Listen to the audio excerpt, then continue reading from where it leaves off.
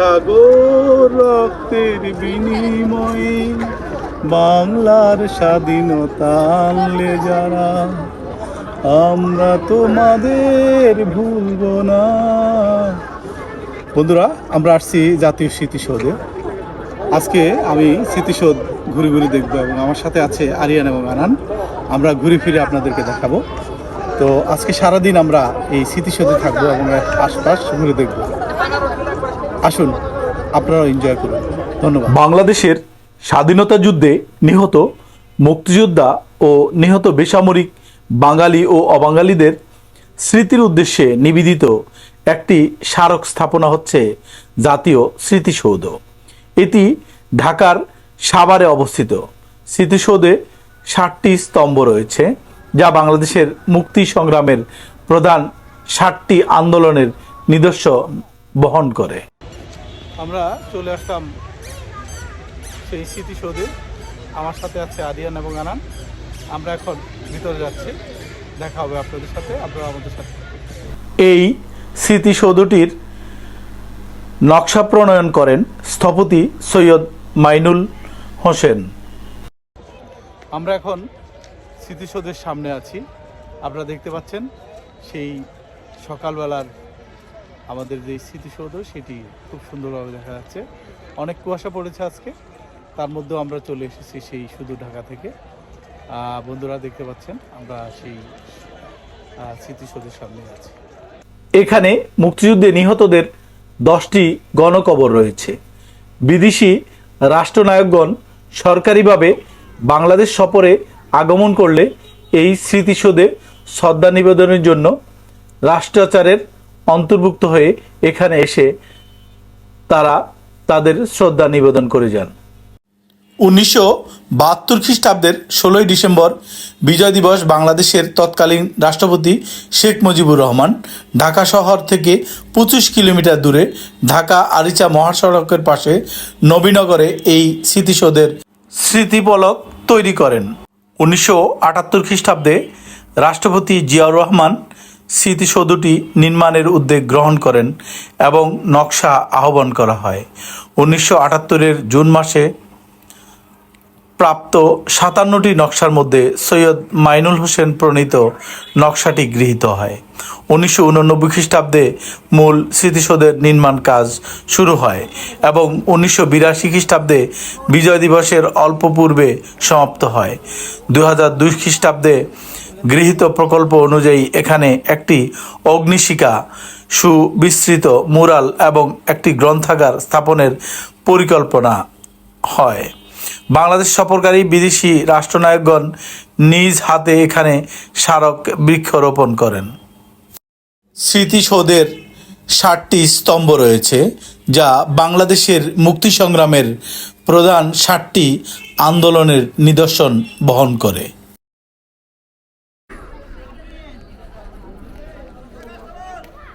আমরা এখন আছি সেই স্মৃতিসৌধের সামনে। আপনারা দেখতে পাচ্ছেন স্মৃতিসৌধের নিচে দাঁড়িয়ে আছি। 1971-এর 26শে মার্চ বাংলাদেশ স্বাধীনতা যুদ্ধ শুরু হয়। একই বছর 16ই ডিসেম্বর বিজয়ের মাধ্যমে এর পরিসমাপ্তি ঘটে। এই যুদ্ধে প্রায় 30 লক্ষ মানুষের প্রাণহানি হয়। এই স্মৃতিসৌধ বাংলাদেশের জনগণের বীরত্বপূর্ণ লড়াইয়ের স্মরণে নিবেদিত এবং মুক্তিযুদ্ধের শহীদদের প্রতি জাতির শ্রদ্ধার উজ্জ্বল নিদর্শন হিসেবে প্রতিষ্ঠিত। স্মৃতিস্তম্ভ এবং এর প্রাঙ্গণের আয়তন 84 একর। বন্ধুরা, এছাড়াও রয়েছে একে পরিবেষ্টনকারী আরও 24 একর এলাকা নিয়ে বৃক্ষরাজি পরিপূর্ণ একটি সবুজ বলয়। আমরা আসছি এখন স্মৃতিসৌধের পাশের যে স্থানগুলো সেটি দেখার জন্য। এখানে খুব সুন্দর একটি লেক এবং সুন্দর উদ্যান। এই স্মৃতিসৌধ সকল দেশপ্রেমিক নাগরিক এবং মুক্তিযোদ্ধাদের বিজয় ও সাফল্যের যুগলবন্দি রচনা করেছে।